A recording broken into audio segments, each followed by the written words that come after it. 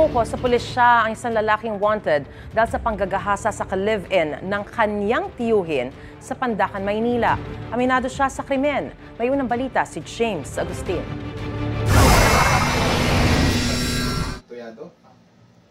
Matapos ang ilang buwang pagtatago, sumuko sa Fairview Police Station sa Quezon City ang 24 anyos sa lalaki na wanted sa kasong rape. Agad na isinilbi sa kanyang warrant of arrest na inisyu ng korte. Meron tayong mga na-receive na feelers na itong suspect nga ay gustong sumuko dito sa ating istasyon.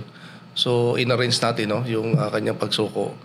At nung siya nga ay pumunta na po dito, ay isinilbi na po natin yung warrant of arrest na hawak natin.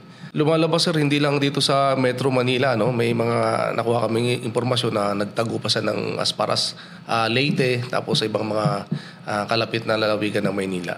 Ayon sa pulisya, nangyari ang krimen Mayo noong nakaraang taon sa Pandacan, Maynila.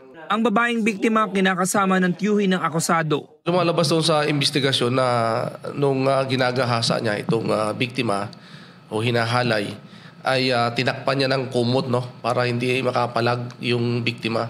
Dahil nga sa may CCTV footages na nakuha doon sa pinangyarihan, doon sa may bahay, sa compound, ay na-confirm po na yung suspect dito ay siya. Nakapag-return of warrant na ang pulisya sa korte. Hinihintay na lamang ang commitment order para sa akusado. Sumuko na lang po ako. Kaysa malagay po sa alanganin yung kalagayan ko, sumuko na lang po. Dala lang po ng sir. Dala lang po ng laman. Alam mo ba may warrant laban sa'yo? Hindi po sir.